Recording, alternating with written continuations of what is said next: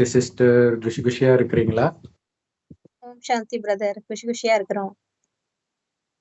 இன்னைக்கு உலகமே ஒரு ஆச்சரியத்தில் ஆழ்ந்தது. மனிதர்கள் சண்டை போடுற மாதிரி, அதாவது சாதாரணமா சண்டை போடுற மாதிரி அரசியல் தலைவர்களே, அதுவும் இரு நாட்டு அரசியல் தலைவர்கள் மேடையில சண்டை போட்டது மீடியா முன்னாடி சண்டை போட்டது பயங்கர ஆச்சரியமான விஷயம். இன்னொரு விஷயம் என்னன்னா, எந்த உக்ரைனுக்கு உலக நாடுகள் ஃபுல்லா சப்போர்ட் தெரிவிச்சதோ அந்த உக்ரைனை பார்த்து நீ செய்த விஷயம் தப்பு, உனக்கு உதவி செய்தவன் முன்னாள் ஜனாதிபதி பைடன் அப்படின்னு அங்க அவர் பைடனை மட்டும் சொன்னாலும் அது எல்லா நாட்டையும் தான் குறிக்குது. ஏன்னா எல்லாரும் தானே சப்போர்ட் பண்ணி எல்லாரும் சேர்ந்து தானே பண்றாங்க அது. ஏன்னா எல்லாருக்கும் இது அமெரிக்கா இல்லாம நம்ம தனியா இதை போற முன்னெடுக்கலாமா இப்படி எல்லாம் யோசிச்சுட்டு இருக்கிறாங்க. ஆனா அவர் சொல்லிட்டாரு, நாங்க இல்லைன்னா உன்னால ஒண்ணும் பண்ண முடியாதுன்ட்டு. இப்ப இதுல இன்னொரு முக்கியமான விஷயம் என்னன்னா, ஒருத்தருடைய விதி எப்படியெல்லாம் ஆப்பு வைக்கும்ன்றதுக்கு ஜெலன்ஸ்கி உக்ரைன் அதிபர் ஒரு சிறந்த உதாரணம். அவர் பாட்டுக்கு ஒழுங்கா ஜாலியா நடிச்சிட்டு இருந்தார். நடிகர், காமெடி நடிகர். எதுக்கு அரசியல்ல அவருடைய நேரம் பாருங்க, வாழ்க்கையில சிரிக்க முடியாத அவருக்கு சிரிப்புனா என்னன்னே மறந்து போயிட்டு இருப்பாரு நேரம். 2-3 வருஷமா அப்படி ரொம்ப டென்ஷன்ல தான் இருக்கு. அந்த காமெடியும் மேபி அரசியல் சார்ந்துதான் இருக்கும்னு நினைக்கிறேன். இல்லாம வரமாட்டாங்க இல்லையா? சோ இப்ப அவர் இந்த மகாபாரதத்துல சக்கர வியூகம்ன்றாங்களே, அது இதுதான். மாட்டிக்கிட்டார். சக்கரத்துக்குள்ள யார் வேணாலும் போயிடலாம், வெளில தான் வர முடியாது. ஏன்னா எல்லாருமே சக்கரத்துக்குள்ள போய் மாட்டிக்கும். அதான் வியூகமே. சோ அப்ப அர்ஜுனனுடைய மகன் அபிமன்யு போய் மாட்டிக்கிறான், வெளில வர தெரியல. அந்த மாதிரி இப்ப ஜெலன்ஸ்கி மாத்திக்கிட்டாரு. வெளியில காப்பாத்தணும்னு நினைச்சாலும் அவரால் வர முடியல. ஏன்னா ஒரு எல்லாம் நீ பெரிய தலைவன் அவர் வேற, உன்னை 3 நாள்ல காலி பண்றேன், இது பண்றேன், அது பண்றேன்ட்டு ஆரம்பத்துல இருந்தே புட்டின் எல்லாம் சொல்லியிருக்கிறார். அதை தகர்த்தெறியும் பொழுது அவங்க மைண்ட்ல நான் தகர்த்தெறியும் நேட்டோ நாட்டு சப்போர்ட்னால தானே ஜெலன்ஸ்கி இவ்வளவு தூரம் நின்னார். இல்லாட்டி நின்றுக்க முடியாது. இவரை முன்னாடி வச்சுட்டு பேக்ரவுண்ட்ல இருக்கிறது நேட்டோ தானே. நேட்டோ தான். ரஷ்யாவை. ஆனாலும் இவங்க போர் வீரர்கள் தானே பண்றாங்க. அவங்க வரல, ஸ்ட்ரைட்டா வரல, ஆயுதங்கள் மட்டும் கொடுத்துட்டாங்க. இது எப்படி இருக்குன்னா, அந்த கிருஷ்ணர் கிட்ட போருக்கு உதவி கேட்க கௌரவர்களும் பாண்டவர்களும் வரும் பொழுது என்னுடைய படையெல்லாம் ஒரு பக்கமும் நான் ஒரு பக்கமும் பிரிஞ்சு நிக்கிறேன், நான் வேணுமா படை வேணுமா, உன்னை வச்சுக்கிட்டு என்ன பண்றதுன்னு கௌரவர்கள் படையை தான் வாங்குறாங்க. அந்த கௌரவர்களுடைய நிலைமை கடைசியில என்ன ஆகுதோ அதுதான் ஜெலன்ஸ்கி ஆச்சு. ஒரு ஆயுதத்தை பிடிக்கும் பொழுது. ஆனா இதுல பாத்தீங்கன்னா யாருமே தப்பு ரைட்டுன்னு அங்க பாண்டவர்கள் கௌரவர்களை கூட சொல்ல முடியாது. ஏன்னா பாண்டவர்கள் கௌரவர்களை கூட கௌரவர்கள் அவங்க அப்பா கண்ணு தெரிஞ்சிருந்தா அவர் தான் ராஜா, அப்படியே இவங்க வந்திருப்பாங்க. வராததுதான் இப்ப பிரச்சனை. இது ஒரு விதி செய்த சதி மாதிரி இருக்குது. இதுல யாருமே குற்றம் சொல்ல முடியாது. இந்த விஷயம் இருக்குது, யாரையுமே குற்றம் சொல்ல முடியாது. அவர் கேட்டுட்டு இருப்பாரு, யாருடைய குற்றம். நமக்கு பிரம்மகுமாரிகள் மூலமாக கடவுள் சொல்றார், கடைசியில உலகமே அழியும், ஆனாலும் அது யாருடைய குற்றமும் இல்லைன்ற. இது வரைக்கும் நீங்க நிறைய பாவம் செஞ்சுக்க, அது நாடகத்தில் பதிவானது, யாருடைய குற்றமும் இல்லைன்ற. ஏன்னா அது பாவம் பண்ணிருக்கிறோம், அதனால நம்ம துக்கத்தை அனுபவிக்கிறோம்ன்றதெல்லாம் ஒரு பக்கம் இருந்தாலும் இப்ப அது கூட தேவையில்லைன்ற. ஏன்னா அதுதான் குரான்ல எல்லாம் பாத்தீங்கன்னா அந்த பாவ புண்ணிய கணக்கு பத்தியே இருக்காது. கடவுள் நினைத்தால் என்ன வேணாலும் பண்ணுவார். அது ஆக்சுவலா கடவுளுடைய மகிமை இல்ல, நாடகத்துடைய மகிமை. அப்ப நாடகத்தில் அது நன்மைதான் முடியும். ஆனா நீங்க எவ்வளவு சீக்கிரம் சக்கரவியூகத்துல இருந்து வெளில வரீங்க அல்லது மாட்டவே இல்லையா, இதுலதான் இருக்கு. நமக்கு நடக்கிற ஒரு அநியாயமும் சக்கர வியூகத்துக்குள்ள நீ உள்ள வரியான்னு கூப்பிடுது. அந்த லவ் யூ பாபா என்னன்னா, அந்த அவர் பேர் என்ன, கௌரவர்கள்ல மூத்தவர் துரியோதனன் கடைசியில எல்லா சகோதரர்களும் இழந்துடுவார். இழந்த பிறகு கடலுக்கு அடியில போய் தியானம் பண்ணுவார். அப்ப மேல இருந்துகிட்டு, டேய் பொம்பளை மாதிரி போய் ஒளிஞ்சிட்டு இருக்க, வெக்கமா இல்ல அப்படி இப்படின்னு கோபம் மேல வந்துடுறாரு. அவ்வளவுதான். இது எதுக்குன்னா அந்த சக்கர வியூகத்துக்கு வர வைக்கிறதுக்காக. இதுதான் இங்க நடக்குது. இதுல பாருங்களா, இதுவே பாத்தீங்கன்னா ஒரு சக்கர வியூகம் மாதிரி தானே போய் சுத்தி தானே வளைச்சாங்க இந்த ரஷ்யா கூட இல்ல, சுத்தி வளைச்சு உள்ள மாட்டுறாங்க. ஆனாலும் தப்பிக்க முடியும். கம்முன்னு இருந்திருந்தா தப்பிச்சிடலாம். அதான் அங்க விஷயமே. நாடகம் கம்முன்னு இருக்கிறோம். ஏன்னா அவங்களுமே வந்த உடனே இப்ப ரஷ்யாவுடைய நோக்கம் வந்து உக்ரைனை அழிக்கிறதா அப்ப கிடையாது. அப்ப அவங்க என்ன நினைச்சாங்கன்னா 2-3 நாள்ல காலி பண்ணிடலாம், இந்த நாடு என்ன பண்ற முடியும். ஏன்னா அமெரிக்கா வரும் எல்லாம் தெரிஞ்சுதான் அவங்க வந்தாங்க. அப்ப வந்து மிலிட்டரிக்கு அவங்க வந்து கொடுக்குறாங்க, உங்க ஆளு ஓடி போயிட்டாரு, நீங்க வந்து ஆட்சி ஏத்துக்கிறதுக்கு வாங்கன்னு மிலிட்டரிக்காரங்களை கூப்பிட்டாரு, உக்ரைன் மிலிட்டரிக்காரங்களை. ஆனா அங்க யாராவது, அதாவது என்னன்னா அந்த விசுவாசம் இங்க வந்து என்னன்னா அந்த ஆள்பவருக்கு விசுவாசத்தில் நாட்டின் ஸ்திரத்தன்மை போயிடுச்சு. சப்போஸ் அப்படி ஆட்சி ஏத்துக்கிட்டு இருந்திருந்தாங்க அப்படின்னா காப்பாத்தி இருக்கலாம். இப்ப எத்தனை பேர் இறந்திருக்கிறாங்க. ஆனா என்னன்னா அப்ப இருக்கும்போது அது இந்த மாதிரி சம்பவமே நடக்கலன்னா இந்த வழி அப்ப தெரிஞ்சிருக்காது, அவன் துரோகி அப்படிதான் தோணி இருக்கும். ஏன்னா இப்ப பாகிஸ்தான்ல நிறைய இடங்கள்ல வந்து இந்த மாதிரி ராணுவம் வந்து பிடிக்கும், இடத்த பிடிக்கும். அது நமக்கு அநியாயம் மாதிரி தெரியும். உக்ரைன் வந்து ரஷ்யாவோட ஒரு பார்ட்டா இருந்ததுதானே, அதுக்கப்புறம் தான் பிரிஞ்சு இருக்குது. அப்புறம் நேட்டோவோட சேரக்கூடாதுன்ட்டு தானே இவ்வளவும் நடந்துட்டு இருக்குது. அப்புறம் ட்ரம்ப் வந்து இவ்வளவு கொடுத்தாச்சு உனக்கு, அப்போ உன்னோட கனிம வளங்கள் எல்லாம் கொடுன்னு ஏதோ பேரம் பேசுற மாதிரி தானே சண்டை போட்டிருக்காரு. கண்டிப்பா என்னுடைய முன்னாள் அதிபர் தான் இதை பண்ணியிருக்கிறாரு. ஏன்னா ஒரு யுத்தம், இந்த யுத்தம் நிக்கிறதா ஒரு ரஷ்யாவை எதிர்த்து நீ கொடுத்துக்கிட்டே இருந்தா அது பாட்டு காலி ஆகிட்டே இருக்கும். இன்னைக்கு உலகம் ஃபுல்லா விலைவாசி உயர்ந்ததுக்கு அது ஒரு காரணம். வேலையெல்லாம் இந்தியர்களை தூக்குனதுக்கு அது ஒரு காரணம். ஏன் அமெரிக்கா விட்டு எல்லா நாட்டுக்காரனும் துரத்துறதுக்கும் அது ஒரு காரணம். அது பாட்டுக்கு போய்கிட்டே இருக்குது. மக்கள் எல்லாம் அமெரிக்கால துடிக்கிறாங்க, என்ன ரேட் எல்லாம் இப்படி இருக்குது, அழுது நிறைய பேர் வீடியோ போட்டிருக்கிறாங்க, கற்பனை கேட்டாத மாதிரி ஆகிட்டு இருக்குதுன்ட்டு. சோ அதை சரி பண்றதுக்கு தான் இவர் வந்து இப்ப இது என்னன்னா ட்ரம்ப் சொன்னாரு அப்படின்னு பார்க்கும்போது அது ஒரு அகங்காரம் உள்ள ஒரு சர்வாதிகாரி பேசுற மாதிரிதான் இருக்கும். ஆனால் இது வந்து கடவுள் சொல்றாரு, இது 5000 வருட காலச்சக்கரம்ன்றது ஒரு நாடகம். இதுல முதல் 10 சொர்க்கம், அடுத்த 10 நரகம். இதுல என்ன நடக்குதோ அது திரும்ப திரும்ப நடக்கும்ன்ற. அப்படின்னா ஏற்கனவே உருவாக்கப்பட்டதுதான் நடக்குது. அப்ப இந்த நாடகமும் கடவுளும் ஈக்குவல் பார்ட் சொல்லலாம். அந்த நாடகம்ன்றதை இயற்கைன்னு சொல்லலாம். கடவுள்னு தனியா இருக்கிறாரு, இயற்கையும் இருக்குது. அந்த இயற்கையே எல்லாருடைய நன்மைக்காக தான் செயல்படும். அது ஒருத்தருடைய அகங்காரத்தினால கூட இருக்கலாம். ஆனா மற்றவர்கள் எல்லாம் அமைதியாயிட்டோம்னா அதுல மற்றவர்களுடைய நன்மை இருக்கும். இப்ப உதாரணத்துக்கு வெள்ளைக்காரன் வந்து எல்லாத்தையும் பிடிச்சோம், பிடிக்கும் போது எதுவும் பிரச்சனை இல்லை. அதுக்கப்புறம் இவங்க எடுத்து சண்டை போட்டாங்க. ஆனா பிடிக்கும் போது பாத்தீங்கன்னா இதனால என்ன ஆச்சுன்னா உலகம் ஃபுல்லா ஒரே மொழி வந்தது. இல்லாட்டினா கிடையாது இல்ல. எப்படி இங்கிலீஷ் மற்ற நாட்டுக்கெல்லாம் தெரிஞ்சிடும், அது அவ்வளவு சீக்கிரம் கத்துக்கவும் முடியாது. இந்திய மொழிக்கும் அதுக்கு சம்பந்தமே கிடையாது. அப்ப அது உலகத்தை இணைக்கிறதுக்கு ஒரு விதை போட்டிருக்கிறாங்க. சோ அதை எதிர்த்ததுனால அதுக்கப்புறம் யாருமே ஏதோ பேசுறாங்க, அவ்வளவுதான். இங்கிலீஷ் அந்த அளவுக்கு ஃப்ளூயன்ஸ் இல்ல, பட் ஏதோ புரிஞ்சுக்கிற அளவுக்கு வந்துடுது, ஒரே மொழியாக இருக்குது. சோ இங்க பிரச்சனை என்ன ஆகுதுன்னா நடக்கிற சம்பவத்தை நாம எதிர்க்கும் போதுதான் பிரச்சனை. எதனால எதிர்க்கிறோம்னா பற்றுதான் காரணமா இருக்கும். என் தாய்நாடு, என் தாய்மொழி, என் மதம், என் ஜாதி, இதுக்கு அநியாயம் நடக்குது. அநியாயம் எல்லாம் நடக்காது. எல்லாருக்கும் கடவுள் ஒருத்தர் தானே. எந்த மதமா இருந்தாலும் ஒருத்தர் தான், எந்த நாடா இருந்தாலும் ஒருத்தர் தான் கடவுள். இதுல கொடுமை என்னன்னா இவரு பக்கா கிறிஸ்டின், ஜெலன்ஸ்கி பயங்கர நம்பிக்கை உள்ள கிறிஸ்டின், ட்ரம்ப்பும் நம்பிக்கை உள்ள கிறிஸ்டின் தான். இவங்க 2 பேர் தான் அடிச்சுக்கிறாங்க. அவரும் கிறிஸ்டின் தான், ரஷ்ய அதிபரும் கிறிஸ்டின் தான். அதுதான் கடவுள் சொல்றாரு, இந்துக்கள் 2 பேர் இப்படி அடிச்சுக்க மாட்டாங்க, ஆனா முஸ்லிம்கள் 2 பேர் அடிச்சுக்கிறாங்க, கிறிஸ்தவர்கள் 2 பேர் அடிச்சுக்கிறாங்க, திரும்புற பக்கமெல்லாம் இது நடக்குது. சோ இது ஒரு பெரிய விஷயம். அப்ப ஒரே புஸ்தகத்தை படிக்கிறாங்க. அமெரிக்கா வந்து ஒரு கிறிஸ்தவ நாடுன்னு அதுக்கு முன்னாடி புஷ்ஷே கூட சொல்லி இருக்கிறாரு, இவரும் சொல்றாரு. ஆனாலும் அதுல என்ன போதிக்கப்பட்டிருக்குதுன்றது அவங்களுக்கு தெரியல.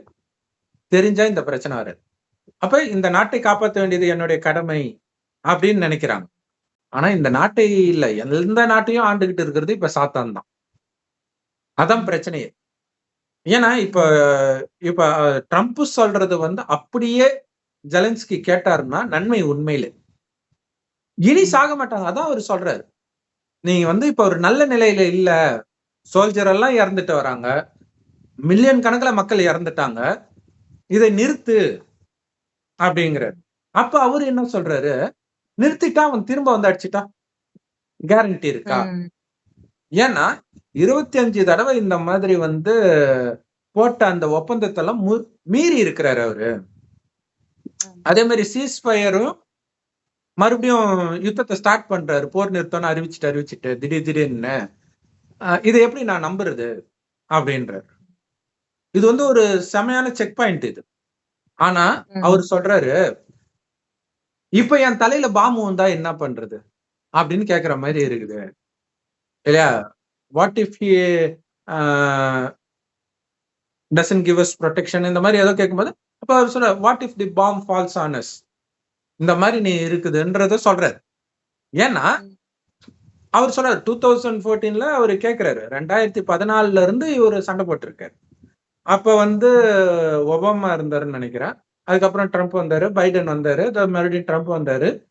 அப்படியே தானே இருக்குது, நீங்க எல்லாம் சொல்லி அவர் கேட்கலையே அப்படின்னு சொல்றாரு. அப்ப ட்ரம்ப் கேட்கிறாரு 2015 இல்ல 2014, அப்ப நான் கிடையாதுன்ற.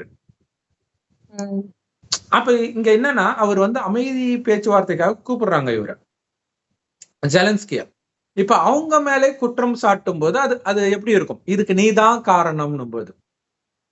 இன்னொன்னு என்னன்னா அவங்கதான் இப்ப உதவி செய்யற நிலைமையில இருக்கு. இப்ப வரைக்குமே சண்டை அதன் மூலமா தான் நடந்துச்சு. அப்ப உதவி செய்தவர்களே நக்கல் பண்ற மாதிரியும் இருக்குது. இப்ப வந்து நீதான் போது அது கொஞ்சம் ஸ்லைட் ட்ரிகர் ஆகுது. அப்புறம் இன்னொன்னு என்ன சொல்றாரு, ஒரு தடவையாவது நீங்க தேங்க்ஸ் சொன்னீங்களா? ஏன்னா நீ வந்து இந்த ட்ரம்ப்புக்கு எதிராக பிரச்சாரம் பண்ண, இந்த எலெக்ஷன்ல பைடனுக்கு ஆதரவா பிரச்சாரம் பண்ண, ஆனா அவன் உன் நாட்டை அழிக்கிற வேலையை தான் பார்த்துட்டு இருந்திருக்கான். இப்ப உன்னை காப்பாத்துறதுக்கு வந்திருக்கிறாரு இவரு, இவ்வளவும் பண்ணியும் நீ ஒரு தேங்க்ஸ் ஆவது சொன்னியான்ட்டு இன்னொருத்தர் கேட்கிறாரு. அப்ப அவர் வந்து ஏதோ சொல்றாரு. அதுக்கப்புறம் பல தடவை தேங்க்ஸ் பண்ணிருக்கிறேன் அப்படிலாம் சொல்லிட்டு நடுவுல வந்து இதுக்கு முன்னாடி இருந்த அரசாங்கம் இததான் மெயினா சொன்னார். இதுக்கு முன்னாடி இருந்த அந்த பைடன் அரசாங்கம் அவருடைய காரியத்தை வைத்து மக்கள் எடை போடுறதுக்கு பதிலாக அவர் வார்த்தையை வச்சு எடை போட ஆரம்பிச்சுட்டாங்க. அதுல திருப்தி ஆயிடுறாங்க. ரஷ்யாவை எதிர்த்து அப்படி கண்ணாப்புனான்னு பேசுறாரு, ரஷ்யா பார்த்தாங்க, இவங்களோட சண்டை போட்டாங்க. உன்னால என்ன முடியும்னு காட்டுற மாதிரி இருந்துச்சு. அப்ப ஒரு அரசியல் தலைவர் டிப்ளமசியா தான் இருக்கணுமே தவிர இப்படி சும்மா இருக்கணும் தூண்டி விட்டு இப்ப ரஷ்யா உக்ரைன்ல ஒரு கணிசமான இடத்த புடிச்சிட்டாங்க, அழிச்சிட்டாங்க. சோ இதத்தான் பண்ணி இருக்கிறாருன்றாரு. ஆனா அது அவரால் ஏத்துக்க முடியல. இதான் உண்மை. ஆனா அவரால் ஏத்துக்க முடியல. ஏன்னா இதெல்லாம் தெரிஞ்சா அவர் முதல்ல சண்டைக்கு போயிருக்க மாட்டார். அவருக்கு வந்து ஒரு பாட்டு, பழைய கமல் படத்து பாட்டு ஒண்ணு வரும், நான் என்ன கல்லாப்பாலா நீ சொல்லு நந்தலாலான்ட்டு. எது உண்மை எது ரைட்டு எது பொய்ன்னு எனக்கே தெரியல, நான் நல்லவனா கெட்டவனான்னு எனக்கே தெரியல, அந்த மாதிரி நிலையில. ஏன்னா எந்த அமெரிக்கா இந்த சண்டைக்கு முக்கிய காரணமாக இருந்ததோ அந்த அமெரிக்கா இப்ப அட்வைஸ் பண்ணும்போது எப்படி இருக்கும் அவங்களுக்கு, இதுதான் பைபிள்ல இருக்கும், உன் கையே உனக்கு எதிராக சாட்சி சொல்லும். நாம யார புடிச்சுக்கிட்டு இதுல ஒருத்தர் கமெண்ட் கூட போட்டுப்போம், இதுக்குதான் சொல்றது சாட்சிக்காரன் காலில் விழுறதுக்கு பதில் சண்டைக்காரன் காலில் ஒன்று சமாதானம் ஆயிடுன்னு. அப்படித்தானே ஆச்சு. இயேசுவும் சொல்லியிருப்பேன், இந்த மாதிரி உன் சொத்தை வித்து நீ கோர்ட்டு கேஸ்ன்னு அலைஞ்சாலும் சமாதானம் ஆகாது, அதுக்கு டைரக்டா யார் கூட பிரச்சனை அவனோட சமாதானம் ஆயிடும்.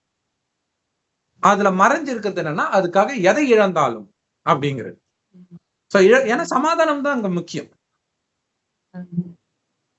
சோ அது ரொம்ப முக்கியமான விஷயம். ஆனால் இங்க அது முடியாத விஷயம். ஏன்னா இவருக்குள்ள வந்து, ஆனா இவரா சண்டை போடலதான், ஜெலன்ஸ்கி சண்டை போடல, அவங்க அடிச்சிட்டாங்க. அதுக்கப்புறம் சரி நீயா நானா பாத்துடலாம் அப்படின்ட்டு பெண்கள் எல்லாம் வெளியேற்றிட்டு ஆண்கள் எல்லாரும் கம்பல்சரி சண்டை போடணும்னு சொல்லி சண்டை நடந்துட்டு இருக்குது. இப்ப என்ன ஆகுதுன்னா, நாங்க வந்து இவ்வளவு பெரிய ரஷ்யாவே ஆட்டம் காண வைப்போம் அப்படின்றது வந்து உள்ளுக்குள்ள அந்த அகங்காரம் வளர்ந்துகிட்டே இருக்கும். இவங்களுடைய வெற்றி வந்து கடவுள் சொல்றாரு இல்லையா, உங்களுடைய திடீர் வெற்றி நீண்ட கால தோல்வி பின்னாடி ஒளிஞ்சிட்டு இருக்குது.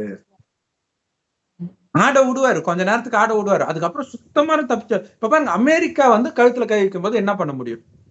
ஏற்கனவே அங்க ரஷ்யா கையை வச்சுட்டு இருக்குது, இப்ப அமெரிக்காவும் கை வைக்கும் போது அவரால் என்ன பண்ண முடியும்? அப்ப அவர் வெளியில வந்து அமெரிக்காவுக்கு சப்போர்ட் கேட்கிறாரு, ஒரு நல்லாதான் பேசிட்டு இருக்கிறாரு. ஆனா அந்த நேரம் அவர் வாய் விட்டது வந்து அவருக்கு எதிராக திரும்புது. அவரு சொல்றாரு, இந்த மாதிரி எங்க பிரசிடென்ட், பழைய பிரசிடென்ட் இந்த மாதிரி எல்லாம் பண்ணிட்டாரு, அது தப்பு, தப்புன்னே சொல்றாரு. தப்புன்னு நாங்க நினைக்கிறோம்ல, அது தப்பு தான், எங்களுக்கு தெரியும்.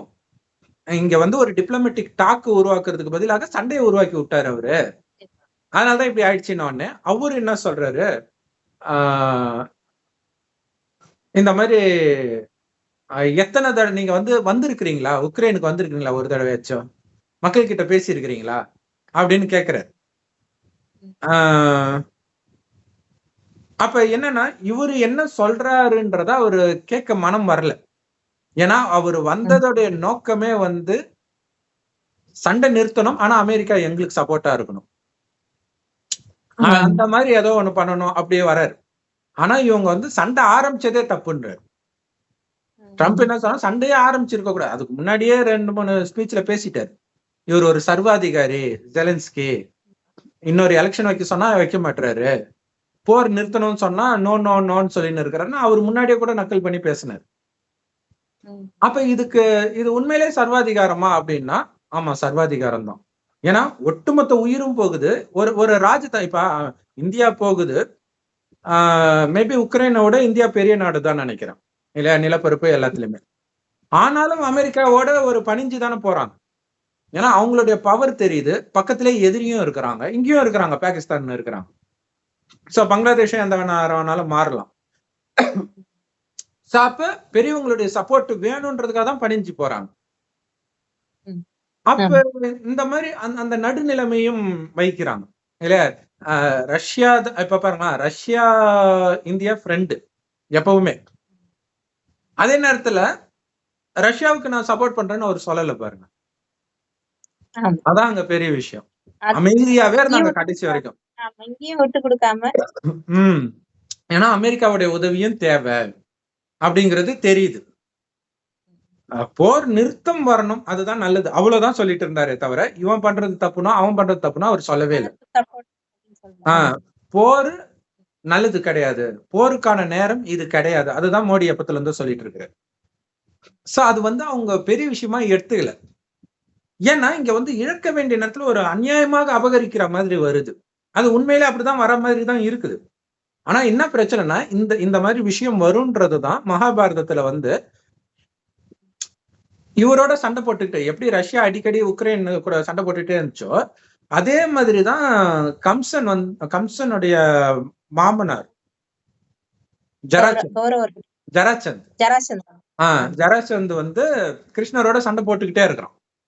ஏன்னா அவருடைய மருமகன் வந்து இவர் தானே கொலை பண்ணிடுறாரு, கம்சனை கொலை பண்ணிடுறாரு. அப்ப தன்னுடைய மகள் விதவைகளானது கம்சன் தானே காரணம், சாரி கிருஷ்ணர் தானே காரணம்னு சண்டை போட்டுனே இருக்காரு. ஒவ்வொரு தடவையும் இவர் தான் ஜெயிக்கிறார். இதுதான் முக்கியமான விஷயம், ஒரு தடவையும் இவர் தான் ஜெயிக்கிறார். ஒரு தடவை கூட உக்ரைன் ஜெயிச்சது கிடையாது, ரஷ்யா தான் ஜெயிக்கும் இல்லையா. ஏன்னா அது பெரிய பலம் கொண்டது. அப்படி இருந்தும் இவர் ஜெயிச்சும், அதை விட இவர் எல்லா விதத்திலையும் பலசாலியா இருந்தும் இவர் முடிவு பண்றாரு, நான் இந்த இடத்த விட்டு கடலுக்குள்ள போறேன், ஏன்னா மக்களுடைய அமைதி கெடுது, சோ எனக்கு மக்களுடைய அமைதி முக்கியம்ன்ற. அப்ப அவங்க அண்ணன் சொல்றாரு, உன்னை கோழன்னு சொல்லுவாங்க, எனக்கு அதை பத்தி கவலை கிடையாது, இதுதான் ஸ்திரமான மனம்ன்றது. ஆனா இவங்க என்ன நினைச்சாங்க, எதிர்க்கிறது. ஏன்னா அப்படித்தானே ஏத்தி விட்டாங்க ஜெலன்ஸ்கிய. தைரியம் தைரியம் தைரியம். நம்ம ஊர்லயே மதன் கௌரி சொல்லிக்கிட்டே இருந்தார்.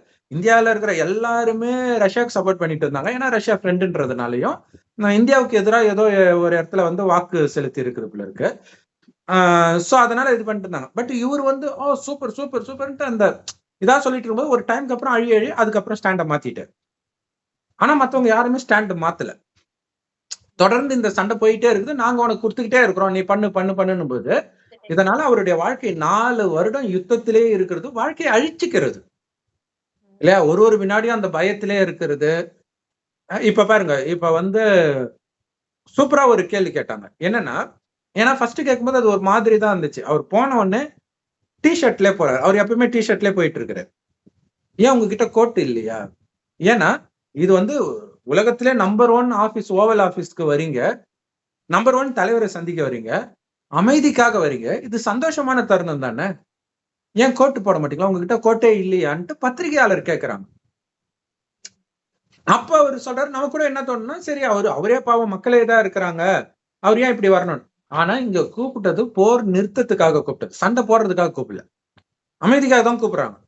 அப்ப இது ஒரு சந்தோஷமான செய்தி தானே.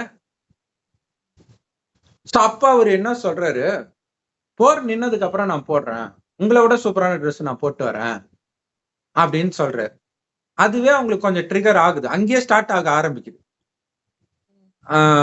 பட் ஆனா அவர் வந்து என்னடா நம்மளாம் சண்டை போட்டுட்டு இருக்கிறோம், நம்மள சண்டையில விட்டுட்டு அவன் கோட் ஷூட்னு அலையிறானேன்னு மக்கள் சொல்லிடக்கூடாதுன்றதுக்காகவும் இருக்கும். சோ அங்க ஸ்டார்ட் ஆகுது. அதுக்கு பிறகு பாத்தீங்கன்னா இந்த மாதிரி கேட்கிறாரு, எத்தனை தடவை வந்து அவர் வந்து இந்த ஒப்பந்தத்தை எல்லாம் மீறி இருக்கிறாரு தெரியுமா அப்படின்னு கேட்கிறாரு. இன்னும் அடுத்து ஒரு லைன், யார் அவரை வந்து எல்லாரும் இப்படிதான் சொன்னாங்க, அவர் ஒண்ணும் பண்ண மாட்டாருன்னு. ஒவ்வொரு ஒப்பந்தத்தையும் அவர் உடைச்சுக்கிட்டே இருந்தாரு அப்படின்றாங்க. சோ அப்பதான் வந்து ட்ரம்ப் சொல்றாரு, நான் அப்ப இல்ல, 2014 நான் கிடையாது. அப்ப இவர் என்ன சொல்றாரு, 2015 இருந்தீங்களேன்றாரு. அவரையும் சேர்த்து இட்டுட்டு வர்றாரு, நீயும் ஒரு காரணம்ட்டு. உன்னால மட்டும் என்ன பண்ண முடியும்ன்ற ஒரு எண்ணத்தை எடுத்துட்டு வர்றாரு. ஆனா இங்க ட்ரம்ப் என்ன பண்ணுவாருன்னா, எப்பவுமே இந்த யுத்தம் ஸ்டார்ட் ஆகும்போது பைடன் வந்து ஒரு கையாலாகாத அதிபர், அதனாலதான் ரஷ்யா வந்து சண்டை போட்டு இருக்குது, நான் இருக்கும்போது அவருக்கு எங்க தைரியம் வந்துச்சா சண்டை போட அப்படின்னாரு. ஏன்னா அவருடைய பீரியட்ல யுத்தம் நடக்கல. சோ அப்பப்ப சண்டை நடந்துட்டு இருந்துச்சே தவிர கண்டினியூஸா நடக்கல அது. சோ அப்ப அந்த தைரியம் இருந்துச்சா? இவரு வந்து ஏன்னா இவங்க வந்த உடனே என்ன பண்ணிட்டாங்க, அந்த ஆப்கானிஸ்தான்ல இருந்து அமெரிக்கா படையை எடுத்துட்டாங்க. ஆல்ரெடி இருந்துச்சு. சோ அப்ப வந்து அமெரிக்கா பயப்படுதுன்ற ஒரு பிம்பம் வருது. அதையுமே இவர் நக்கல் பண்ணியிருந்தார். அப்ப என்ன இவர் கையாலாகாத ஒரு பிரதமர்ன்ற பேச்சு வருதே அப்படிங்கிறதுக்காக இதை சண்டை போடலாம் அப்படின்ட்டு அதுவும் கலந்து ஆலோசிச்சுதான் முடிவு எடுக்கிறாங்க.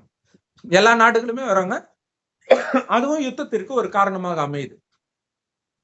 சோ இப்ப நீ கூட தானே இருந்த அப்படின்னு ட்ரம்பையும் சொல்லும் போது அவருக்கு சைட்டா ட்ரிகர் ஆகுது. ஆனா எதுவும் பேசல, ட்ரிகர் ஆகுது. அதுக்கப்புறம் ஏதோ ஒண்ணு சொல்லும் போது அவர் சொல்றாரு, உங்களுக்கு எங்க வழி தெரியாது, நீங்க அங்க வந்திருக்கிறீங்களா, ஏன்னா நீங்க வந்து ஒரு அமைதியான உங்க கடல் அமைதியா இருக்குது, அதாவது எல்லை அமைதியா இருக்குது அங்க. ஆனா எப்பவும் அப்படி இருக்காது. இப்ப நீங்க சேஃபா இருக்கிறீங்க, நாளைக்கு இப்படி இருக்காது அப்படின் போது எப்படி இருக்கும் அவருக்கு? இங்க அமைதி ஏற்படுத்துறது கூப்பிட்டா நீ நாசமா போயிடுன்னு சொல்றாரு. ஆனா காட் பிளஸ் வேற ஒரு வார்த்தை ஒண்ணு சொல்லிக்கிறாரு.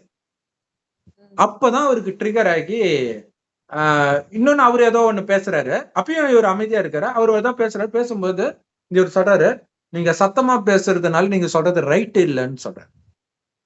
அப்பதான் ட்ரம்ப் நுழையிறாரு. அவரு நோ ஹீஸ் நாட் ஸ்பீக்கிங் லவ்லின்ட்டு அவரு பேச ஆரம்பிக்கிறார். பேச ஆரம்பிக்கும் போது இவரு டக்குன்ட்டு அந்த தீவிரத்தை புரிஞ்சுக்கிறார், வாயை விட்டுட்டோன்றத புரிஞ்சுக்கிறார். இப்ப நான் வந்து அவருடைய கேள்விக்கு தான் நான் பதில் சொன்னேன், நான் வந்து மரியாதை குறைவா, அவர் சொல்றாரு நீங்க பேசுறது டிஸ்ரெஸ்பெக்ட்ஃபுல்லா இருக்குது, மரியாதை குறைவா இருக்குது. இல்ல நான் மரியாதை குறைவா பேசல, அவர் கேட்ட கேள்விக்கு தான் பதில் சொல்றேன் அப்படிங்கிறாரு. அப்ப சொல்றாரு,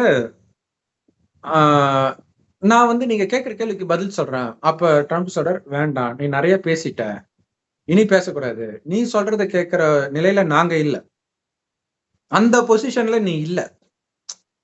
அது வந்து வெளியில ஒரு அகங்காரமா தெரியுது, ஏன்னா அவர் பேசுற ஸ்டைல எப்பவுமே அப்படிதான் இருக்கும். டக்குன்னு பேசுற அந்த ஒரு ராஜ தந்திரமா பேசுறதுலாம் பேச மாட்டாரு இவரு. டக்குன்னு மைண்ட்ல இருக்கிறத போட்டு உடைக்கிறது தான் இவருடைய ஸ்பெஷாலிட்டி. டக்கு டக்குன்னு சொல்றாரு அப்படியே. அப்ப வந்து சொல்றாரு, அந்த நிலையில நீ இல்ல, இப்ப உன் சைடு கார்டு இல்ல, இப்ப எங்க பக்கம் தான் இருக்குது கார்டு, இப்ப நாங்க தான் விளையாடணும் அப்படின்னு சொல்றாரு. அப்ப வந்து அப்ப என்ன சொல்றாரு அப்படின்னா, நாங்க வந்து தலையிடல, அதாவது அவர் சொல்றாரு நாங்க தனியா இருக்கிறோம், தனியா. அவர் சொல்றாரு நாங்க இல்லாம நீ கிடையாதுன்றாரு ட்ரம்ப். நாங்க ஆரம்பத்துல இருந்தே தனியா தான் இருந்திருக்கோம், நானு தனியா கிடையாது, நாங்க இது கொடுத்துருக்கிறோம், கொடுக்கலன்னா 2 வாரம் கூட, இந்த 2 வாரத்துல இந்த போர் முடிஞ்சிருக்கோன்ற. அப்ப சொல்றாரு 2 வாரம் இல்ல 3 நாள், ஏன்னா அதுதான் புட்டின் ஆரம்பத்துல இருந்து சொல்லிட்டு இருக்கிறாரு அப்படின்னு ஒரு நக்கலான ஒரு செய்கை, இதெல்லாம் நாங்க கேட்டுட்டோம் அப்படின்ற மாதிரி சொல்றாரு. சோ அது இன்னும் அவருக்கு வந்து ட்ரிகர் ஆகுது. அப்ப அவர் சொல்றாரு, இந்த மாதிரி ஆட்டிடியூட் இருக்கிறவங்களோட பிசினஸ் பண்ண முடியாது, ஏன்னா அங்க ஆக்சுவலா பிசினஸ் டீல் பண்றதுக்கு தான் வந்தது, அந்த கனிம வள இதை கையெழுத்து போட்டு கொடுக்க தான் வராங்க. ஸோ இவ்வளவு நாள் இருந்த அந்த போர் இது. ஆனா அதை பற்றி அதுல பேசுனாங்களான்னு தெரியல. எல்லாரும் நியூஸ்ல அப்படி சொல்லிட்டு இருக்கிறாங்க. ஏன்னா ஃபுல் இன்டர்வியூ இருக்கும். பட் ஆனா அது பார்க்கல நானு. அந்த பிரச்சனைக்குரிய இடம் மட்டும் பார்த்தோம். அப்ப வந்து இந்த அவர் என்ன சொல்றாரு அப்படின்னா, இந்த இதுக்கு முன்னாடி எல்லாம் வந்து அவரும் விட்டு கொடுக்காம பேசிக்கிட்டே இருக்காரு ஜெலன்ஸ்கி. ஏன்னா இங்க வந்து அவருடைய மைண்ட்ல வந்து இவர் டாமினேட் பண்ணுவாரு. இவரை பத்தி ஒரு தப்பான அபிப்பிராயம் எப்பத்துல இருந்தோ இவருக்கு இருக்கும் போல இருக்குது. சோ அதெல்லாம் வெளிப்பட ஆரம்பிக்குது. இது இல்லாம ட்ரம்ப் அவருக்கு புட்டினுக்கு ஆதரவா வேற ஏதோ பேசி இருக்கிறார். சோ இதெல்லாம் இவருக்கு ட்ரிகர் ஆகுது. அந்த உள்ள வச்சது அங்க வெடிக்க ஆரம்பிக்கும். இதுதான் முக்கியமான விஷயம். கடவுள் சொல்றதுன்னா, ஒருத்தரை பற்றி நெகட்டிவா நீங்க உள்ள வச்சீங்கன்னா அது வெளியில வந்து தீர்ற மாதிரி சூழ்நிலை வந்தே தீரும்ன்ற. அதுக்குதான் நெகட்டிவான விஷயத்தையே வைக்காதீங்க, அப்படியே பாசிட்டிவா மாத்தி வைங்கன்ற.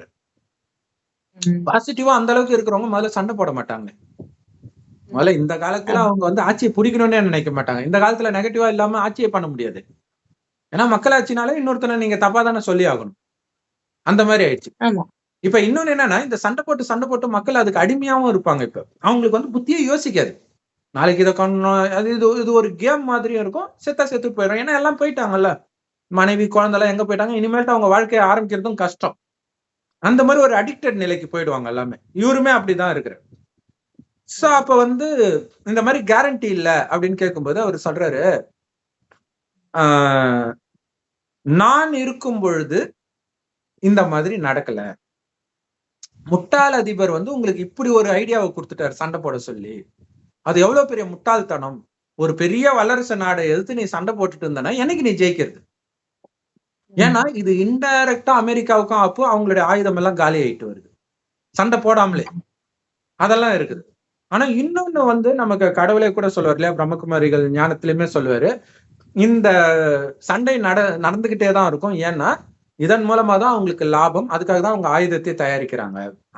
ஆயுதம் விற்கணும்ல. இப்ப மொத்தமா சேர்த்து பிராண்ட் டீல் பேசுறாரு பாருங்க. அவ்வளவு கொடுத்தோம்ல, அதுக்கு நீ எழுதி கொடுன்ற. அவங்க எழுதி கொடுக்கவும் தயாரா இருக்கிறாங்க. ஏன்னா ஒரு பைத்தியம் பிடிச்ச நிலைமையில இருக்கிறாங்க. எழுதி கொடுக்குறோம், நீ ஆயுதத்தை கொடுத்துக்கிட்டே இருன்ற மாதிரி வருது. சோ அந்த டீலிங் அங்க ஓடிட்டு இருக்குது. பிசினஸ்மேன் தான் அவர். ஆக்சுவலா சின்ன வயசுலயே அவர் வந்து அரசியலுக்கு வருவீங்களான்னு கேட்டார். ஏன் அரசியல் கருத்துல தெரியுங்க, நாங்க யாரையுமே எதிர்க்க மாட்டோம். ஏன்னா நாங்க பிசினஸ்மேன், எங்களுக்கு எல்லா அரசியல்வாதியும் வேணும், எல்லா நாடுமே வேணும். அவர் ஆக்சுவலா சைனாவிலும் புகழ்ந்து பேசுவார் அப்ப பிசினஸ் மேனா இருக்கும்போது. ஏன்னா எல்லா நாட்டு அரசாங்கத்தோட போகணும்ல. ஆனா அரசியலுக்கு வந்தோடனே சைனா தான் இருக்குல்ல மோசமானதுன்னாரு.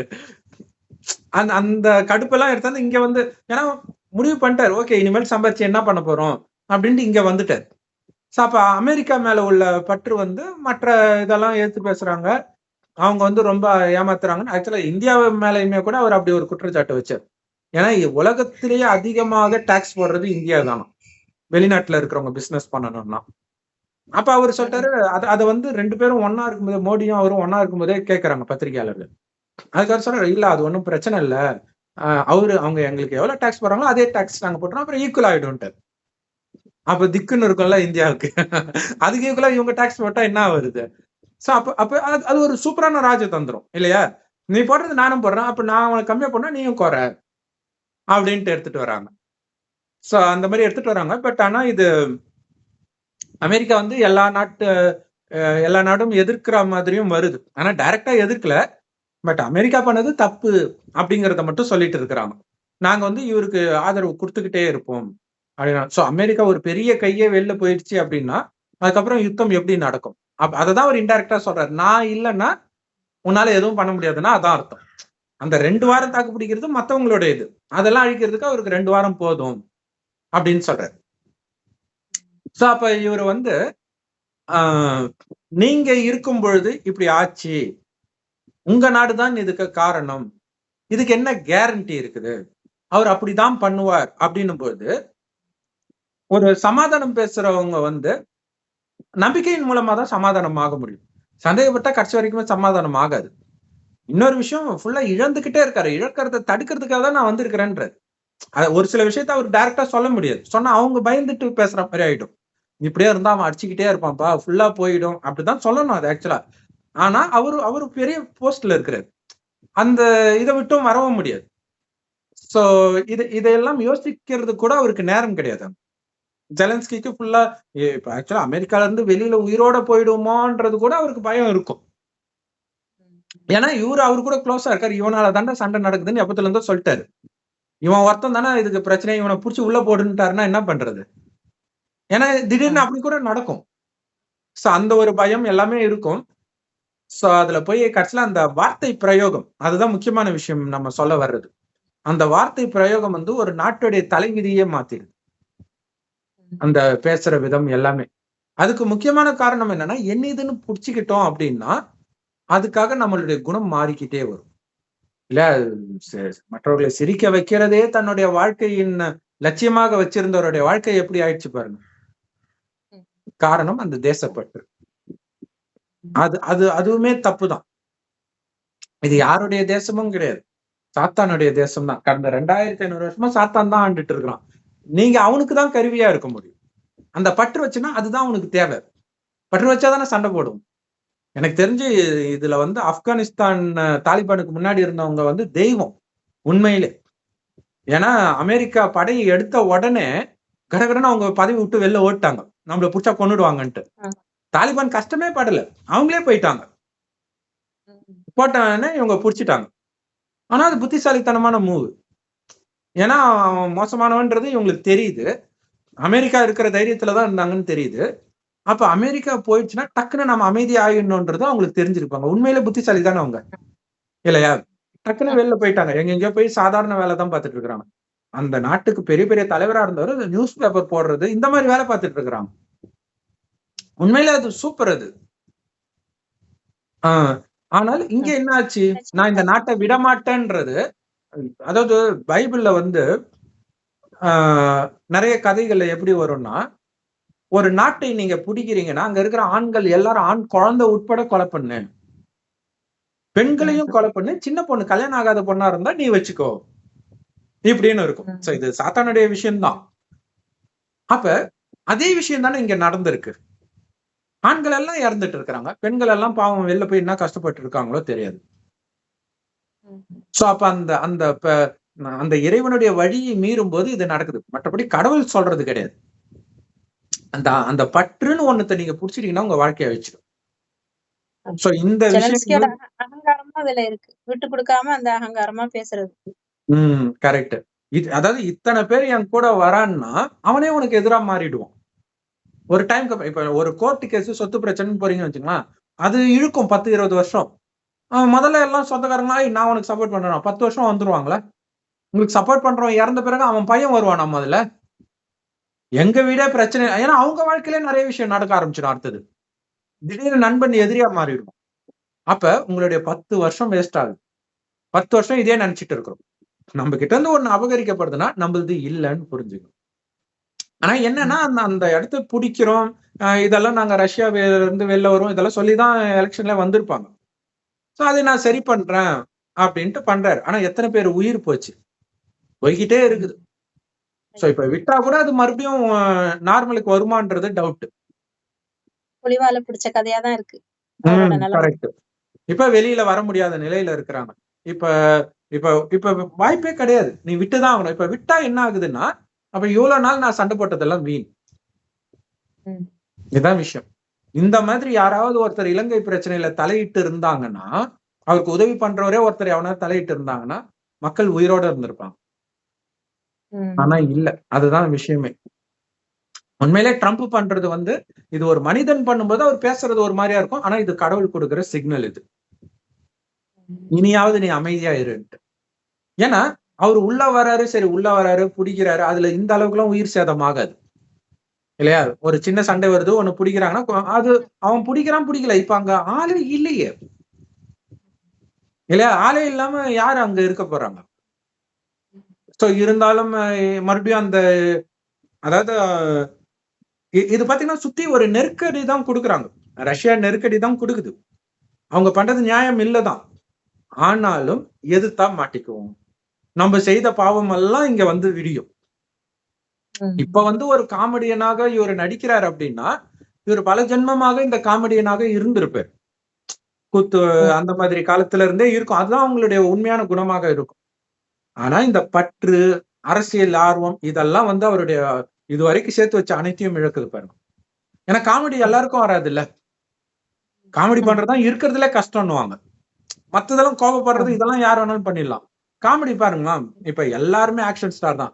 காமெடின்னு பாத்தீங்கன்னா வடிவேலுக்கு அப்புறம் யாருமே வரலையே இல்லையா? என்னமோ காமெடின்ட்டு அவங்களும் ட்ரை பண்ணிட்டு இருக்காங்க தவிர வடிவேலோட முடிஞ்சு போச்சு. அதுக்கு முன்னாடி செந்தில் கவுண்டமணி, நாகேஷ், அது மாதிரி ஒவ்வொரு டைமுக்கு ஒவ்வொருத்தர்.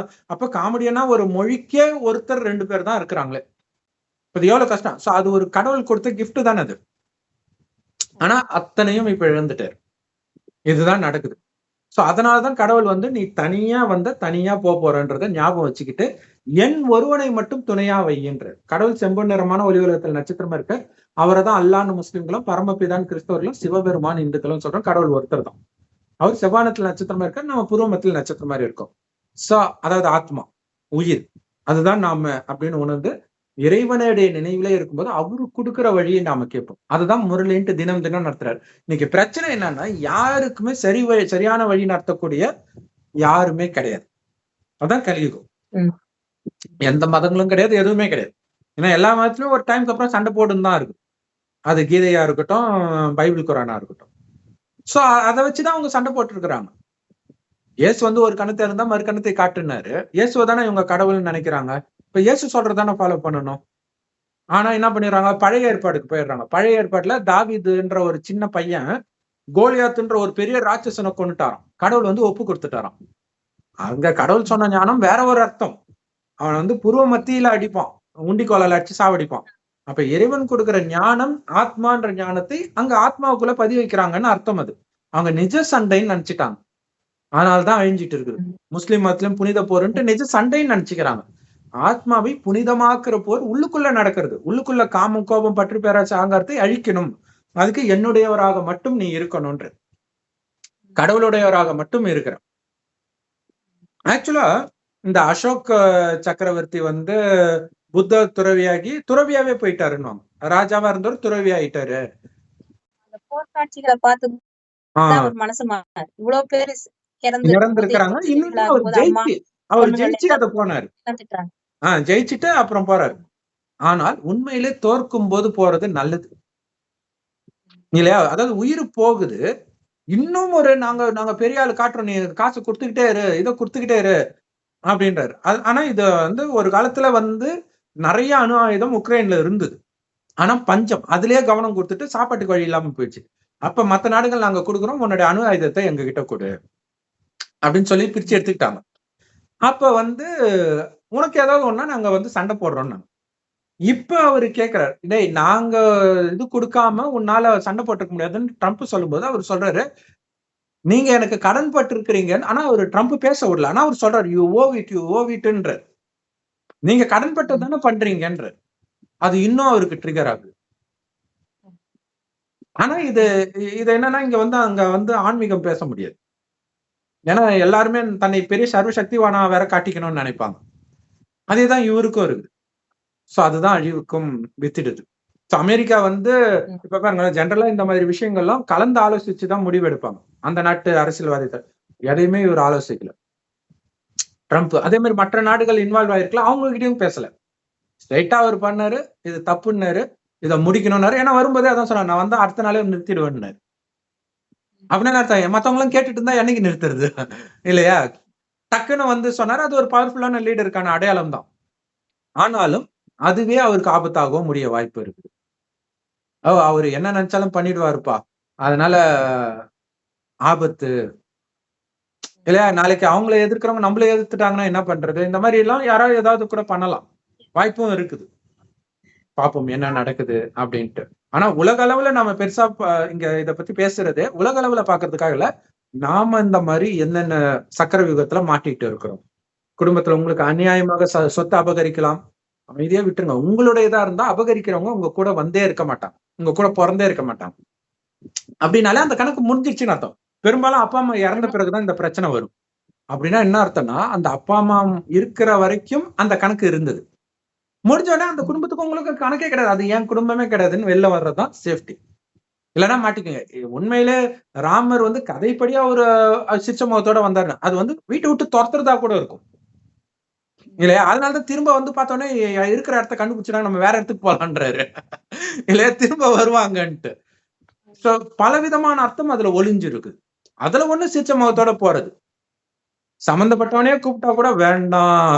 இன்னைக்கு திரும்புற பக்கமெல்லாம் விஷம் வச்சு கொன்னுட்டு இருக்கிறாங்க சொத்துக்காக, பல காரணங்களுக்காக, கள்ளத்தொடர்புக்காக. சோ அதை பற்றியும் அடுத்த வீடியோல பார்க்கலாம். இங்க என்னன்னா எதுவுமே என்னது கிடையாது கடவுளை தவிர. ஏன்னா உலகம் அழிய போகுது இப்ப. இப்ப உக்ரைன் ஜெயிச்சா கூட என்ன லாபம்? உலகமே அழிய போகும்போது. ஏன்னா 1936ல கடவுள் வந்திருக்கார். கடைசி 100 வருடம் தான் இறைவன் வந்து ஞானத்தை கொடுக்கிறார். இது சொர்க்கமாக போது, அதுக்கு நீங்க தயாராகணும். அங்க காம கோபம் பற்று பேரரசாங்கன்னா என்னன்னே தெரியாது. இப்ப நரகத்துல இருக்கிறோம். ஏன்னா காம கோபம் பற்று பேரரசாங்கத்துல வீழ்ந்துட்டோம் உடம்புன்னு நினைச்சதுனால. சொர்க்கத்துல ஆத்மான்ற உணர்வுல ஒருவரை ஒருவர் பார்த்து பழகிட்டு இருப்போம். இப்ப மீண்டும் ஆத்ம உணர்வுக்கு வரணும்னா அந்த சக்தி இல்லை உங்களுக்கு. அந்த சக்தி வேணும்னா என் ஒருவனை நினைவு செய்யுங்கன்ற. அவர் செம்பொன் நிறமான ஒளி உலகத்துல நட்சத்திரம் மாதிரி இருக்கார் கடவுள். நம்மளுடைய அப்பான்னு அன்பா அவரை நினைக்க நினைக்க ஆத்மாக்கு சக்தி வரும். நிறைய பாவம் செஞ்சுதான் அனைத்தையும் இழந்திருக்கும்.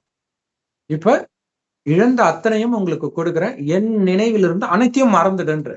என் அப்பா கிடையாது, கணவன் கிடையாது, மனைவி கிடையாது, மொழி கிடையாது, ஜாதி கிடையாது, மதம் கிடையாது, நாடு கிடையாது, எதுவும் கிடையாது. சிவனை தவிர எனக்கு எதுவுமே கிடையாது. ஏன்னா உலகம் அழிகிற நேரத்துல அவர் வர்றாரு. நீ இதை புடிச்சிட்டு இருந்தனா உனக்குதான் நஷ்டம். ஒண்ணும் இல்ல ஒரு ஒரு வந்து 89 வருஷம் ஆயிட்டு. இன்னும் 11 வருஷம் தான் மிச்சம் இருக்கு. இதை யார் எங்க பிடிச்சு என்னத்தை அனுபவிக்க முடியும்? கரெக்ட். அதாவது ஒரு சொத்து ஒரு பிரச்சனை வருது, கோர்ட்டு கேஸ்னு பல வருஷம் இழுத்து இவருக்கு சாதகமா ஆயிடுச்சுன்னு வச்சுக்கோங்க. அந்த வீட்டுக்குள்ள போகும்போது ஹார்ட் அட்டாக் வந்து இறந்தா எப்படி இருக்கும்? ஏன்னா இவ்வளவு நாள் போராடினதுல இவர் ஆயுள் அங்க போய் இருக்குது. இதே வெளியில இருந்தா நிம்மதியா வாழ்ந்திருக்கலாம்ல. அது நம்மளது இல்ல. சரி அங்க பிறக்கலன்னா ஒரு பிச்சைக்காரனுக்கே பிறந்திருந்தா அடுத்த ஜென்மம் நீங்க பிச்சைக்காரனு கூட பிறக்கலாமே. ஏன்னா உங்களுக்கு இல்லன்னு புடிச்சு நான் விட மாட்டேன் பிச்சைக்காரன் தட்டை வச்சு சண்டை போட்டுக்குவாங்க. அதேதான் பண்ணிட்டு இருக்கிறாங்க. சோ இதுக்கெல்லாம் காரணம் என்னன்னா அந்த பற்றுதான். உன்னை தேடி வர்றதுதான் உன்னுடைய இது வந்து லவ்வுக்கு கூட சொல்லுவாங்க. ஒரு பட்டாம்பூச்சியை பறக்க விட அது உன்கிட்ட வந்தா அது ஒண்ணுது, இல்லைன்னா அது ஒண்ணுது கிடையாது எப்பவுமே அப்படின்னு இருக்கும். அந்த மாதிரிதான் உறவுகள் உங்களை விட்டு பிரிஞ்சு போனாலும், துரோகமாக ஆனாலும், உங்க சொத்து அபகரிக்கப்பட்டாலும், அந்த மாதிரி ஒருத்தர் உங்களுடைய இதுல கண்ணு வைக்கிறார்னா ஏதோ ஒரு காரணத்துல ஏதோ ஒரு ஜென்மத்தில் அது அவருடையதாக கூட இருக்கலாம். அவர் பண்ணது அநியாயத்தினால அதை இழந்திருக்கலாம், அதனால கூட அபகரிக்க வந்திருக்கலாம். நீங்க அவ்வளவுதான். சோ அந்த கணக்கு முடிக்கிறது தான் ஒரு கன்னத்தில் இருந்தால் இன்னொரு கன்னத்தை காட்டு. இதுதானே இயேசு சொன்னாரு. இப்ப ரஷ்யா அடிச்சது இல்ல, நீ திருப்பி அடிக்கணும்னு இருக்கிற. அதானே அங்க பிரச்சனை. இது எப்படி கிறிஸ்தவ மதமா இருக்கும்? இயேசுடைய கோர் டீச்சிங்கே அதுதானே இல்லையா? கண்ணுக்கு கண்ணு பல்லுக்கு பல்லுன்றது பழைய ஏற்பாடு. இங்க அது கிடையாது. சோ ஆனா இவரு வந்து ட்ரம்ப் வந்து நம்ம காசு வேஸ்டா போகுதுன்றதுக்காக தான் யோசிச்சிருப்பாருன்னு நினைக்கிறேன். அன்புக்காக யோசிச்சிருப்பாரா என்னன்னு தெரியல. பார்ப்போம், போக போக தெரியும் அவர் எடுக்கிற முடிவுல எல்லாம். ஒருவேளை உண்மையிலே கிறிஸ்துவ மதத்துல அன்புனாலதான் சண்டை இருக்கக்கூடாதுன்னு நினைக்கிறாரா என்னன்னு தெரியல. பார்ப்போம். சரி, ஓகே. ஓம் சாந்தி சிஸ்டர். தேங்க்யூ. இறைவன் கொடுக்குற ஞானம் ஆத்மான்னு வந்து பரமாத்மா நினைவு பண்ணிக்கிட்டே இருக்கணும். இறைவன் கொடுக்குற ஞானம் எல்லா பிரம்மகுமாரிகள் ராஜயோக தியான நிலையத்திலும் முற்றிலும் இலவசமா கிடைக்குது. யூடியூப் வெப்சைட்ஸ்ல இருக்கு. அதோட லிங்க் இந்த வீடியோ கீழே டிஸ்கிரிப்ஷன்ல கொடுக்குறோம். அவசியம் பார்த்து பயன்பெறுங்கள். நீங்க விட்டுட்டீங்கன்னா ஒட்டுமொத்த உலகத்தின் அதிபதி அங்க யாருமே உங்க சொத்தை அபகரிக்க மாட்டாங்க. அந்த எண்ணமே இருக்காது சொர்க்கத்துல. தங்க செங்கற்களால் கட்டப்பட்ட மாட மாளிகையில இருப்பீங்க. இப்ப உலகத்திலே நம்பர் 1 ட்ரம்பாவே இருக்கட்டும், எலான் மஸ்கா இருக்கட்டும், அவங்க என்ன தங்க செங்கற்களால் கட்டப்பட்ட மாட மாளிகையில இருக்கிறாங்க? இப்ப ட்ரம்ப்பையே கொல்றதுக்கு தானே முயற்சி பண்ணாங்க. 2 தடவை அட்டெம்ப்ட் நடந்துச்சு. மயிரிழையில தப்பிச்சு இருக்கிறாரு. சோ இந்த இடத்துல பெரிய ஆளுன்னு நிரூபிச்சு என்ன பண்ண போறீங்க? பெரிய ஆள் ஆக ஆக உங்களுக்கு ஆபத்து தான். சேர்த்து வைக்க வைக்க ஆபத்து தான். உறவுகள் சேர சேர ஆபத்து தான். பாருங்க, லவ் பண்றேன்ட்டு அந்த லவ் பண்ண பொண்ணுங்கள் எல்லாம் விஷம் வச்சு கொன்னுட்டே இருக்கிறாங்க. கணவனை கொல்றாங்க, காதலனை கொல்றாங்க, தொடர்ந்து பார்த்துக்கிட்டு இருக்கும். இப்ப உறவுகளே வேண்டாம், இறைவனை புடிங்க, நிம்மதியா இருக்கும். இறந்தா கூட நம்ம கவலைப்பட மாட்டோம். நம்மளை நம்பி யாரும் இல்லையே, நிம்மதியா இருப்பீங்க. அப்ப என்னை நம்பி ஒருத்தங்க இருக்கிறாங்கன்றதான் அந்த பிரச்சனையை எடுத்துட்டு வருது. இப்ப இதே மாதிரி ரஷ்யா வந்து சுத்தி வளைக்குது. ஜெலன்ஸ்கி பிரதமர் கிடையாது, அவர் சும்மா சாதாரண நடிகர்னு வச்சுக்கோங்க. அவர் என்ன பண்ணிருக்க முடியும்? ஒண்ணும் பண்ணிருக்க முடியாது. அப்ப நான் இந்த பிரசிடென்ட்ன்ற அதுதான் இந்த தேக அகங்காரம், அதுதான் இந்த பாவம் செய்ய வைக்குது. அது அவங்களுக்கே தெரியாது நம்ம பாவம் செய்யறோம்ட்டு. ஏன்னா உலகமும் சேர்ந்து நீ பண்றதுதான் ரைட்டு, நீ பண்றதுதான் ரைட்டுன்னு தூண்டி விட்டுக்கிட்டே இருக்கும். இந்த மாதிரி நம்ம மாஸ் ஹீரோக்கள், சினிமா நடிகர்கள்லாம் நல்ல வெறிய தூண்டி விட்டுட்டாங்க மனிதர்களுக்குள்ள. அதோட எஃபெக்ட் தான் அங்கங்க வெட்டு குத்து, கற்பழிப்பு இதெல்லாம் நடந்துட்டு இருக்குது. யாரு காப்பாத்துறது? கடவுள் கையை பிடிக்கிறீங்களா, மனித வழியை பிடிக்கிறீங்களா? கடவுள் ஒருத்தர் தான், அவருடைய வழி இப்ப மட்டும்தான் கிடைக்குது. இதை தவிர எல்லாமே மனித வழிதான். அது மதங்களா இருக்கட்டும் அல்லது வேற ஏதாவது சித்தாந்தமா இருக்கட்டும், எல்லாமே உங்களுக்கு துக்கத்தை கொடுத்தே தீரும். கடவுள் ஒரே ஒருவர், ஒரே முறை வருகிறார். அவருடைய ஞானம் இப்ப கிடைக்கும், இதுக்கப்புறம் கிடைக்கும். ஏன்னா அதுக்கப்புறம் தேவையில்லை, சொர்க்கம் வந்தது. மறுபடியும் 5000 வருஷம் கழிச்சுதான் வருவார். கடவுள் கிட்ட ஞானத்தை எடுக்கிற பாக்கியம் இப்பதான் கிடைச்சிருக்கு. இதை விட பயங்கரமான சக்கர வியூகம் எல்லாருக்குமே வரும். தப்பிக்கணும்னா அந்த சக்கரத்துக்குள்ள சிக்காம இருக்கிறதுக்கு எதை இழக்கவும் நீங்க தயாரா இருக்கணும். மானம், மரியாதை எதை வேணாலும் போகட்டும், செல்வம் எல்லாமே, அமைதிதான் முக்கியம். அதுக்கு புத்திசாலி என்ன பண்ணா, அதுக்கு முன்னாடியே அது என்னது இல்ல. அதனாலதான் ராமர் புத்திசாலி. ராமர் அந்த அரியணை வரும்போது அவர் ஃபீல் பண்ணுவார், ஐயோ எனக்கு அதுல இன்ட்ரெஸ்டே இல்லை, எனக்கு வேண்டாம்னே சொல்லி இருப்பாரு. அரியணை ஏறதுக்கு முன்னாடி நாள் வரைக்குமே அவருக்கு அது பிடிக்காது. அவங்க அப்பா கிட்டே போய் சொல்லுவார், இது எனக்கு வேண்டாம்ப்பான்னு. அதனால அது அபகரிக்கும் போது அப்பாடா நம்ம தப்பிச்சோண்டா சாமி, அதனாலதான் அவர் சிரிச்சிருப்பாருன்னு நினைக்கிறேன். ஏன்னா அவர் சொல்றாரு, நான் ஒரு நல்ல அம்மாவா இருக்கிறேன், நல்ல அப்பாவா இருக்கிறேன், நல்ல கணவனா இருக்கிறேன், எல்லாமே இருக்கிறேன். ஆனா நல்ல சகோதரனா இருக்கிறேன். ஆனா ஒரு ராஜ பதவி வந்த பிறகு இப்படி இருக்க முடியுமான்னு எனக்கு டவுட்டா இருக்குது.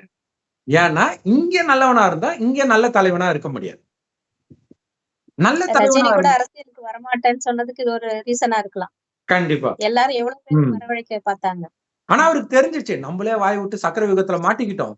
ஒரு சின்ன உடம்பு சரியில்லைன்னு டப்புன்னு கண்டிட்டு வந்துட்டாரு. ஒருத்தர் அரசியல கேட்கிறார், அரசியலை பத்தி இப்ப கேட்காதீங்கன்னு எத்தனை தடவை சொல்லியிருக்கிறேன்ட்டு முடிஞ்சு போச்சு. அவ்வளவுதான் புத்திசாலி உண்மையில. மத்தவங்க இப்ப போறாங்களா, போக மாட்டிக்குவாங்க. அந்த நிம்மதி போறது எல்லாமே சரி. அது நாடகத்துல அவங்களுடைய அதிர்ஷ்டத்துல இருந்தா வருவாங்க. ஆனா வந்தாலுமே இங்க சந்தோஷமா இருக்க முடியாது. வந்தாலுமே துக்கம் தானே இருக்கும். என்ன நடக்குதோ. சரி. ஓம் சாந்தி சிஸ்டர். தேங்க்ஸ் ஃபார் வாட்சிங். ஓம் சாந்தி.